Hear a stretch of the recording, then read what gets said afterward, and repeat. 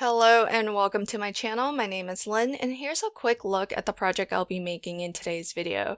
This is a small canvas drawstring bag. I think it's can be called a dust cover bag, and I've done a little bit of heat transferring to it. So let's make this.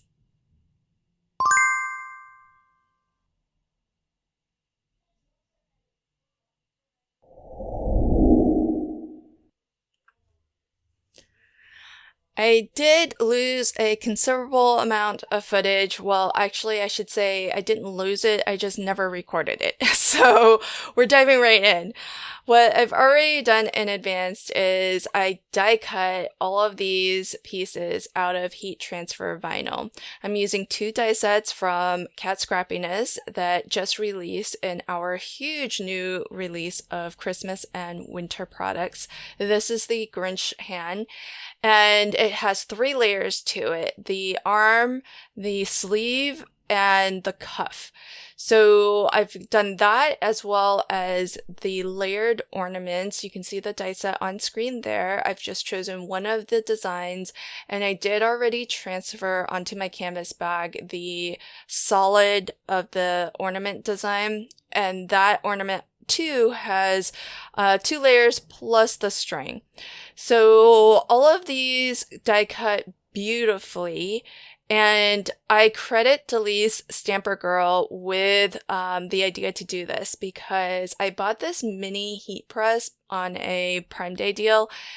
It was something like 40% off, making it something like $16. And I was chatting with her and said, "This heat press is so adorable. Now I just need a project." And she said, "Well, why not use the new dies and do something with them?" And I just thought it was genius because anytime I think about doing heat transfer vinyl, I always think about cutting from using my Cricut. I never think about die cutting.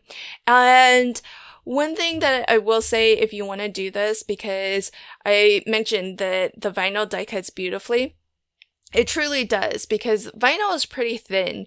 And so what's great is that I die cut into the vinyl, and heat transfer vinyl will have a carrier sheet, like a plastic clear sheet.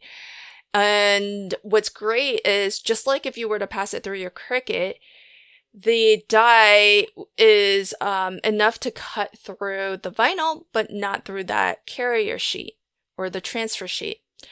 So you'll see I just pressed the red layer right onto the gold layer of vinyl. I'm going to try to let this cool a little bit because the heat transfer vinyl that I have is a cool peel, meaning you should let it cool before peeling off the transfer sheet. And so you want to make sure that you understand your vinyl. Whatever vinyl you're using, it has a particular temperature that it wants you to use. It has a particular number of seconds to properly transfer. Now, when I'm doing designs like these, though, I cheat a little bit on the time, because the layer that you transfer first, it's going to get more heat because of the subsequent amounts of vinyl that get layered on top. So what I do is I only give, let's say this, well, I know that my particular vinyl that I'm using suggests 25 to 30 seconds. So I only transfer or apply heat for about 15 to 20 seconds each pass. So cumulatively, it will get up to that. And then I will do like a one final heating at the very end. So here you can see me start to layer the Grinch hand. I will say though, if you are going to use dies, here's the thing. You want to make sure that the dies that you use are not anything that basically has words, because I die cut into the vinyl, but when I transfer it, I have to flip that upside down for the carrier sheet to be on top, and then I'll press that in. So for example, with the Grinch hand, if you were to actually use this die cut it out of paper and use it, the hand would actually be mirrored. You would actually see the hand reaching out from the right side. But because I'm using this as heat transfer, I have to flip that upside down and actually transfer it in that mirrored look. So if this were a word die, for example, when you flip that word die cut, it would read backwards. That's not a problem with any of the dies that I've used. I've got the Grinch hand, and it's so fabulous that the layered ornament die set works perfectly. It gives you all the more options because it's the same scale as the Grinch hand, the ornament that comes in the Grinch hand. So it works perfectly, gives you a lot more options for different designs for your ornaments.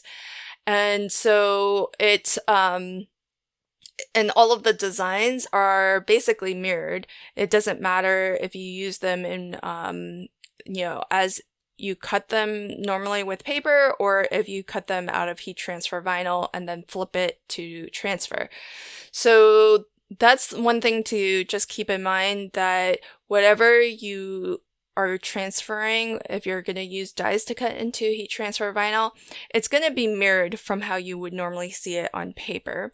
But that worked out just fine for these two designs. And this is actually, I'm not even speeding any of this video up right now. This is in real time. So once you're done with the die cutting, this whole project is actually less than 10 minutes, which I think is fabulous.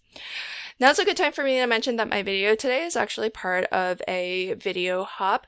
We are all crafting with the Grinchmas themed portions of this huge release. So Kat has gone ahead and released a lot of Christmas, winter, holiday themed products so that you can order it and have it in time to craft with for the holidays. We, as the video portion of the design team, we're going to be showcasing different sections or groupings of this huge release, and this particular hop is going to be centered around the Grinchmas products, of which there's stamps, some dies, and even a new paper pad.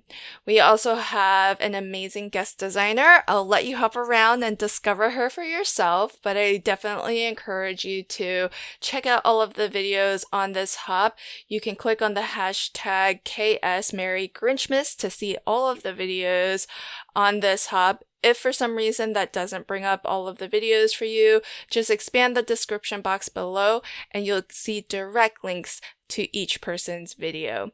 So here's that final press that I do after everything has been transferred. I've peeled up all of the carrier sheets or the transfer sheets, and I just give it one nice even heating just to really make sure all of that vinyl is perfectly set.